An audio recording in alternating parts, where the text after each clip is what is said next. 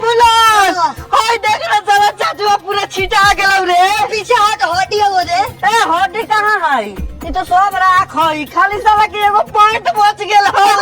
आज दूगरा के लाश गिर गेल, दूगो बूम बूम मुड़ गेल। आज तो हमनी के हैप्पी दिवाली हो गेल रे। चल आ ऊपर आका उड़ावल। चल चल हाय लेके चल। ए पाटी हई इतना बड़का रॉकेट कहां उड़ेबे रे? ई रॉकेट एताहां से उड़तौ आ बाहर जतौ। हां ठीक कहलियो। नौघरिया टोला के मारे लोग के साहेब पे ब्लास्ट हो जाओ। डाक कबूर ई आउट ऑफ इंडिया जतौ। हमनी और मम्मी को झाड़ रही है अपने। के बाहर के दूगो देश कौन दुश्मन हो? चाइना पाकिस्तान। तो दोनों के ले लेवल जाओ जान। हाँ ठीक कहले हो।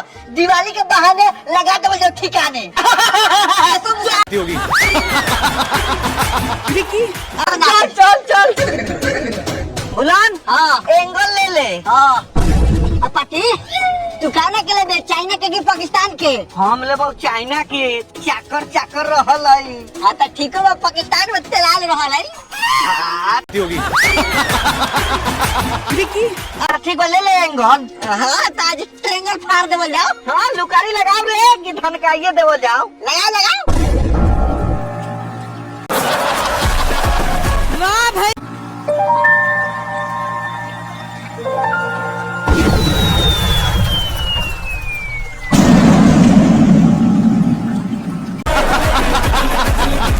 एक बार परमीज।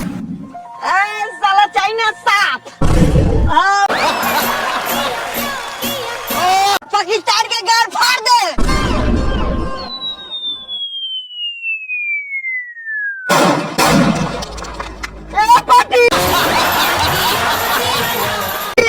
ये कौन मिसाइल छोड़ दिलो रे? हमनी के पूरा बम बारूद साफ कर दिलो। हमारा लगा था साला चाइना वाला काउंटर अटैक करता। अच्छा ऐसे ना गलियों में विश्व युद्ध छिड़ गेलो का रे? हमर लावा छेड़ गेलै। ई विकासवा रॉकेट छोड़लौ हा। साला ई विकासवा। हां साला दूगो के ता आकाश में भेज देनियो विकासवा के बारी बा। चल ता पाटी चल।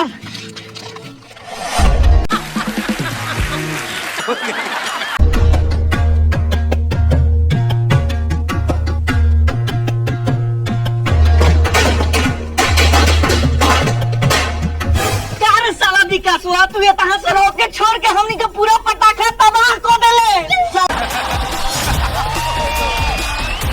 तोरा इतना दम कि हमनी के बम में आग लगा देले। साला दीपावली के दिन तू सुधरबे कि ना सुधरबे रे? गुलाम हमनी कहां से पटाखा उड़ाई रे?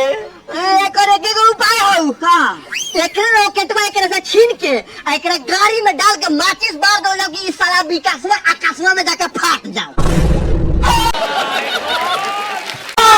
चल काती के रंगदारी करे आइले रे। हम तो एगो खाली रॉकेट उड़ाइनी है आ वो आकाश में। आकाश तोरा बाप के हौ? ना ना हमनी के बाप के थोड़े बाप तोरा बाप के हाउ। हाँ लेकिन तोरा रॉकेटवा से जवन बम उड़ल हन उ तोरा बाप के ना रहल ह। वो हमनी के बाप के रहलक ह। तो काती उखाड़ लेबे? आ उखाड़ ले तनी। उखाड़े के बात करत रे धो के कबार देबो। एते का यो ऐसे ना मानतौ तो कैसे मानी? इहे साला के रॉकेटवा एकरे से छीन के हाँ। आ एकरे गाड़ी में धास के साले के माचिस बार दो कि विकासवा आकाशवा में जाके फाट जाओ। हाँ चल साला ए पति जा साले के। ए साला धराओ धराओ धराओ धराओ ऊपर जाओ। लगा लुटी। तबे ऊपर जाके बूती। हां